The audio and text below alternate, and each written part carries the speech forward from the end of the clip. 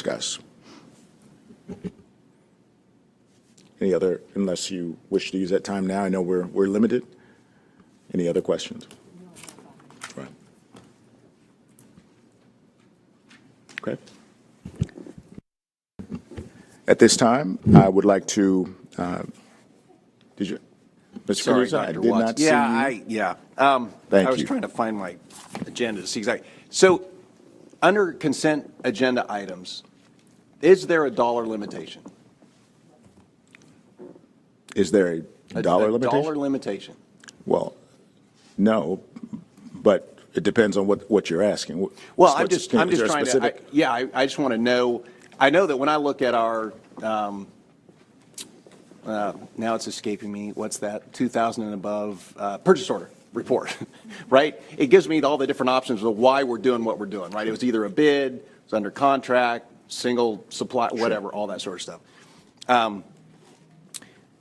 Sometimes it's hard to get those questions answered on those items in the consent agenda. Mm-hmm. And we've heard from time to time that there's some limits to the decisions you can make, decisions that our staff can make. Sure. And so I guess one of my questions is there a limit tied to the consent agenda? Because I think what we're saying is in some of these cases, there seems to be a lack of transparency as to why that item fits in the consent agenda. And because I know it's for ease of operation. So if it's just repeating, I just think there might be a little more clarity provided so that we're not all coming to you every month and saying, tell me again why all these things are on the consent agenda. Because like the one at the end where we approved the minutes of last month's meeting, that's a no-brainer. We got to do that every month. But so my question is, why does the stuff get thrown in there? And is there a way to get some additional transparency so that we know what we're approving, Sure. whether it's $100,000 or $100 million? Yeah. So, and I will say, I hear what you're saying thrown in there, and I would offer that I know what you mean. I'll say this, that Mr. Melendez and I were just having a very similar conversation recently. Now, we do know that there are processes that take place before those items are placed on the consent agenda. One in particular happened to be a fairly expensive expenditure regarding technology equipment. The goal is that we would provide you with that information, answering the question why, and then how much, certainly. And I know in our conversations now, Mr. Melendez and I are working on ways to make sure it's more efficient and effective, but it should not be a question as to why we need it. It should not be a question, can we afford it? That's the initial conversation, but I think it's up to you. Anytime you can, and you should be asking me if there's a question about the cost or a question about the process, and the team and I can use this space, and I think we're doing our best right now to create different spaces throughout our work session, certainly during the evening meeting, so that we have time for discussion. Is that help? That's helpful?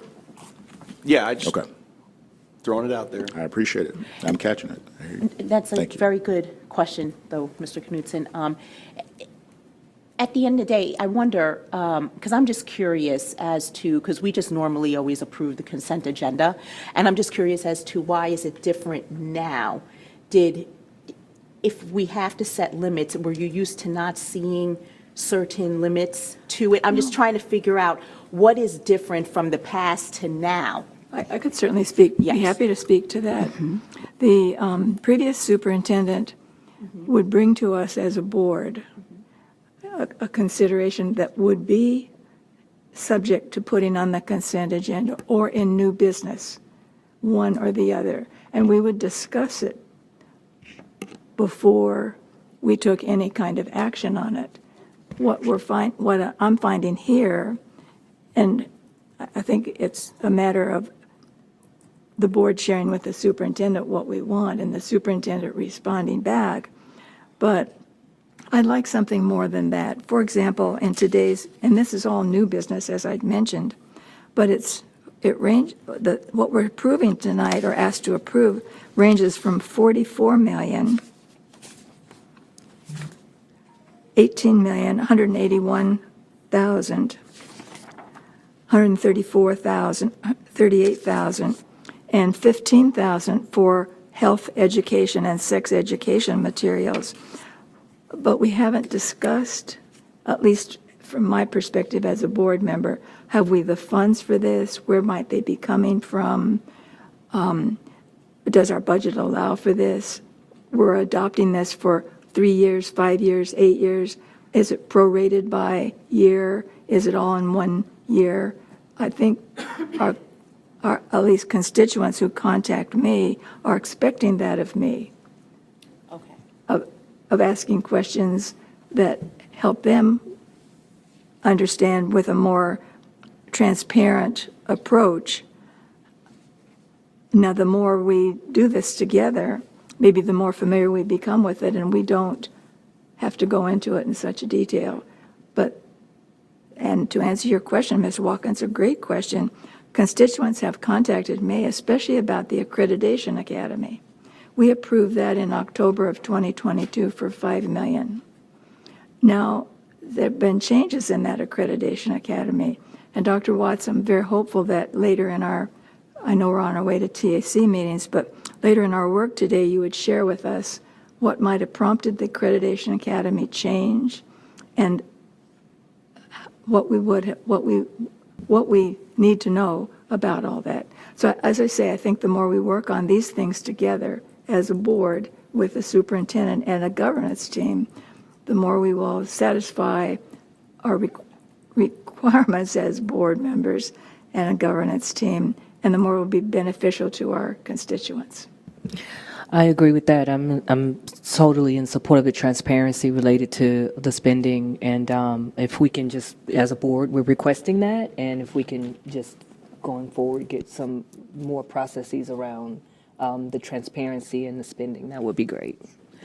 I think it's even more with the norms, because what was normal in the past with the past board, and there was a level of understanding, as we grow together as a governance team, maybe it would be helpful to help put more of that transparency until the level of trust is there, because it really comes down to I hate to say it like this, but it's a trust issue on how we're spending the money. And if it's done in a different type of way of what it was, when it was done in the past, it, helps. And this is a part of our growth as well. So I am all for as well, just revisiting how we manage this and seeing, how we can manage this in the future to help build consensus, trust, and understanding in and around this process.